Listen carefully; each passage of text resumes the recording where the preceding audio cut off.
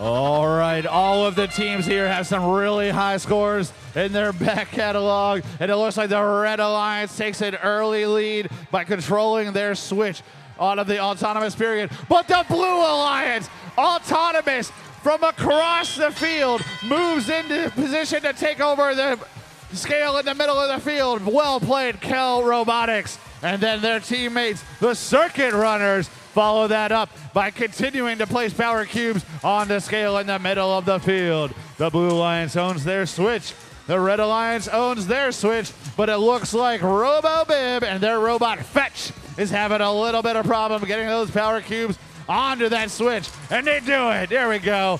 Red Alliance and Blue Alliance battling back and forth for ownership of this scale.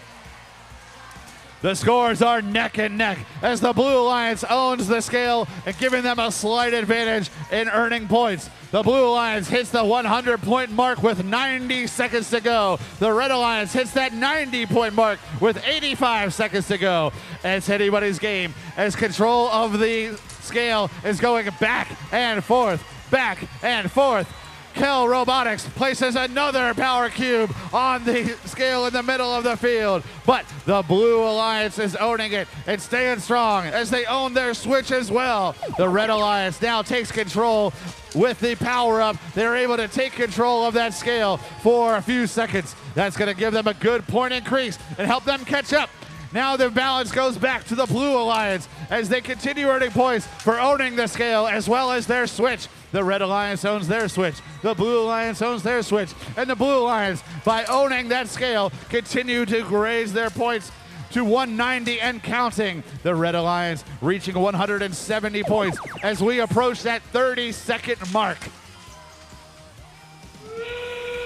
There it is. There's 30 seconds to go, and it's anybody's game because this is a close one. The Red Alliance owns their switch, but the Blue Alliance owns the scale and their switch, giving them a distinct advantage with 15 seconds to go. Not many robots are on the platform yet. Will anybody get up there and pull themselves up to the boss with under 10 seconds to go, with 5 seconds to go?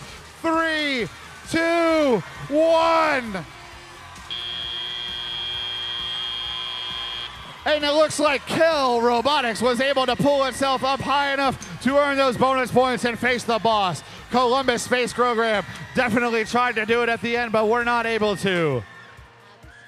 Close match. Check out the scores on the big board. Who won?